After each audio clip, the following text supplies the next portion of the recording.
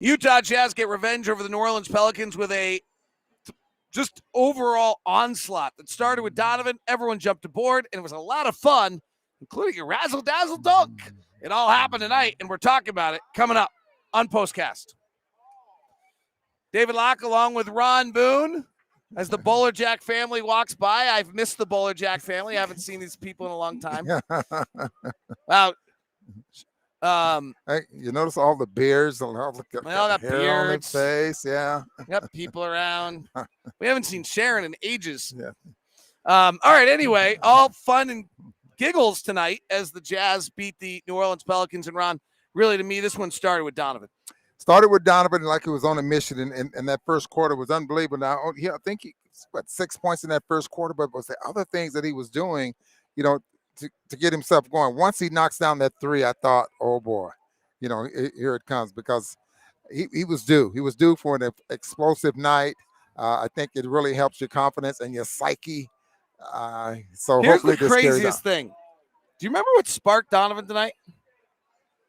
He gets fouled, and he throws up a three-quarter court shot that doesn't count, and it goes in, and he laughs and giggles because I can't make anything, and that went in, and then all of a sudden he ignited shortly thereafter. It's almost as though that burst the bubble of anxiety and allowed him to just break out.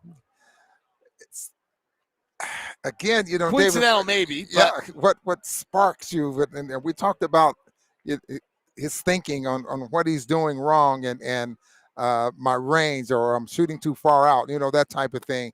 Anything that gets you going and gets you thinking about doing something different to get yourself going. I don't know if that was the case. Maybe it was, but he just found the range and had a very good night. 7 assists. He's been doing that very well as of late, especially this season. But he also has 7 rebounds there as well. So he played with fire. Yeah. He played with a juice and a fire. The comment I made you during the broadcast tonight was, if you think about Giannis and you think about Russell Westbrook, they finish games exhausted. They don't have anything left. It didn't feel to me that our guys were finishing games exhausted recently. Yeah. They had more in their tank. There was a casualness to it. And tonight there was a play where Donovan gets kind of pushed, and he goes in the crowd, and he takes a seat because he's exhausted. Yeah. And that's the level you've got to play in this league. That's what you like to see as a coach. I mean, when you leave the ball game, you leave it out there on the floor, but you're tired after the basketball game. That meant that you're absolutely right. That means you played hard. You didn't. I mean, you just did everything out there, but for the most part, you played hard. I guess that's what I'm trying to say there. And you find that some guys play a basketball game and then they want to go out and party that night. Are you too tired to go out and party? Who knows? Sometimes you are, sometimes you're not. I'm too tired to go party right now. Right. I mean, Yeah, I figured that. If that was an invitation or not, but. But you're absolutely right about that. I mean, you play hard enough to the point where you're tired. You leave the basketball game and you sit in the locker room, icing your knees, and you're not in a big hurry to get a shower because you're trying to just recuperate there for a moment. And I don't know, but it happens. So the thing that jumped out the other one tonight is the Jazz play without Royce O'Neal and really find a way to be outstanding defensively. That was a big question coming in, is whether or not the Jazz were going to be able to be as good defensively as they were last night without Royce O'Neal, and to some extent they were better.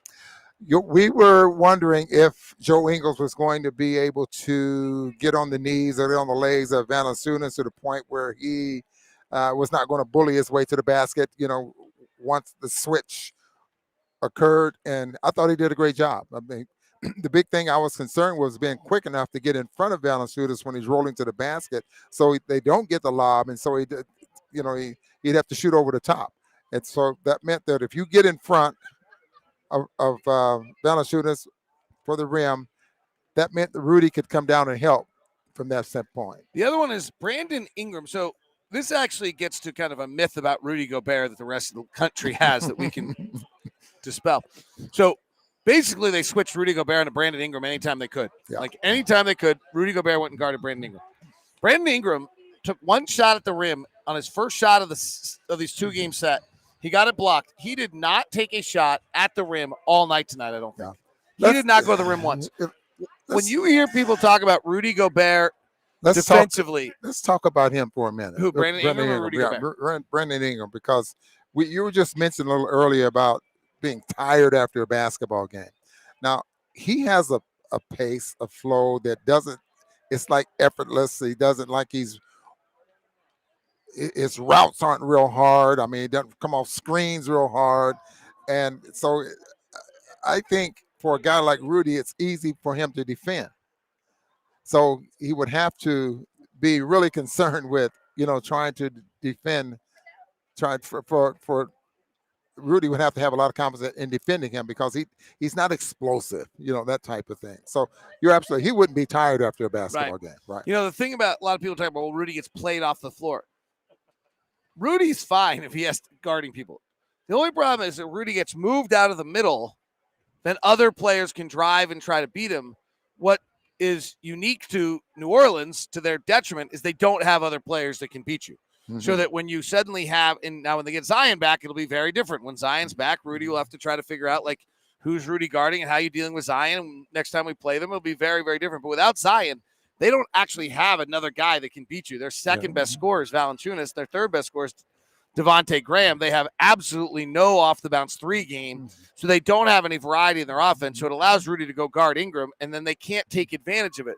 Because the way you take advantage of it is that Rudy's now moved outside and you come on the backside, but they don't have anybody who can do that. Yeah, so next time we play the Pelicans, Zion will probably be on the floor. What I understand, he's elevated from 4-on-4 to 5-on-5, and it really looks like maybe next week, David, that he might be out on the floor playing. So they'll have a different look the next time the Jazz play the Pelicans, especially on the glass, especially in transition.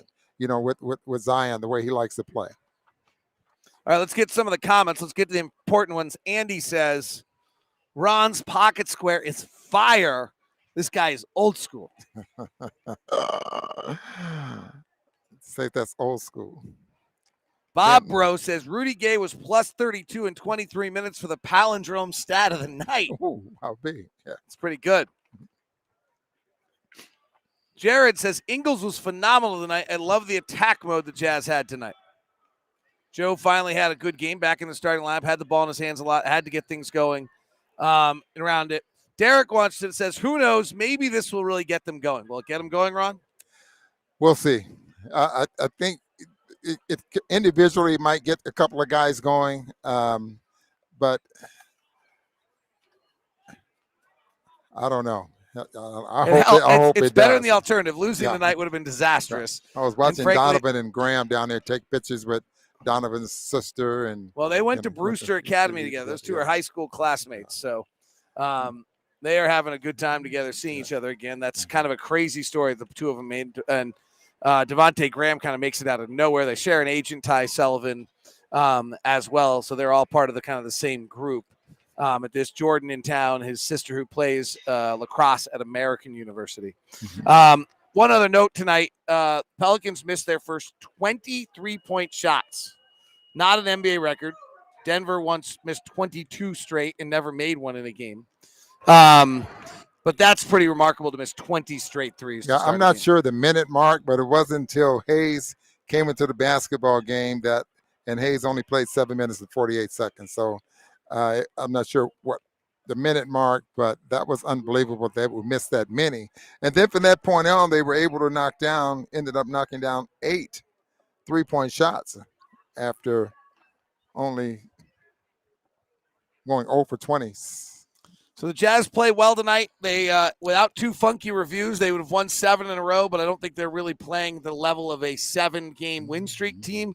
But tonight they did play very well, which is nice. So hopefully it sends them in the right direction. This has been Postcast. Ron, I'll be with you Monday. Black Friday deals are going on at thejazzteamstore.com, and tickets available for Monday night against Dame and Portland at utahjazz.com. Have a good one.